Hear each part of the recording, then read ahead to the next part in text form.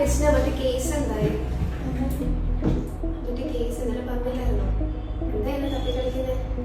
എനിക്ക് പിരീഡ്സ് ആയിട്ട് കുറച്ചാണ് അങ്ങനെ ടെസ്റ്റ് ചെയ്ത് നോക്കിയപ്പോൾ PCOD ആണെന്ന് പറഞ്ഞത്. ഞാൻ ഗൂഗിളിൽ നോക്കിയപ്പോൾ PCOD കണ്ട് PCOS ആണ്. കൺഫ്യൂഷനായി.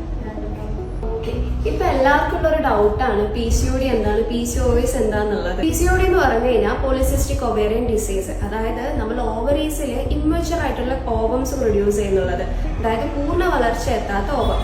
ഇതുകൊണ്ട് അവിടെ സിസ്റ്റ് രൂപപ്പെടും. അതുപോലെ ഇത് കൂടുതലായിട്ടും നമ്മൾ ജീവിതശൈലിയുമായിട്ട് ബന്ധപ്പെട്ടാണ് വരുന്നുള്ളത്. അതായത് നമ്മൾ ഭക്ഷണത്തിന്റെ കാര്യത്തിലാണെങ്കിലും അതുപോലെ എക്സസൈസ് കാര്യങ്ങളൊന്നും ഇല്ലാതെയാണ് ഇത് കൂടുതലായിട്ടും വരുന്നുള്ളത്.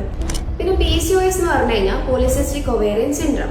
ഇത് ഹോർമോണായിട്ട് റിലേറ്റ് ചെയ്തിട്ടാണ്. അതായത് സ്ത്രീകളിൽ കൂടുതലായിട്ട് പുരുഷ ഹോർമോൺ കാണുക, അല്ലെങ്കിൽ ഈസ്ട്രജന്റെയും പ്രൊജസ്ട്രോണിന്റെയും ഇംബാലൻസോ കുറവോ വരിക, അതോ അല്ലെങ്കിൽ ഇൻസുലിൻ റെസിസ്റ്റൻസ് കാരണം. PCOD ആണെങ്കിലും PCOS ആണെങ്കിലും രണ്ടും എഫക്ട് ചെയ്യുന്നത് ഓവറീസിൽ തന്നെയാണ്. നമ്മൾ ലൈഫ് സ്റ്റൈൽ ഒന്ന് കറക്റ്റ് ചെയ്ത് നല്ല ഫുഡ് ഹാബിറ്റ്സും അതുപോലെ റെഗുലർ എക്സസൈസും ചെയ്യുകയാണെങ്കിൽ ഇതിൽ ഒരുപാട് മാറ്റം വരുത്താൻ പറ്റും.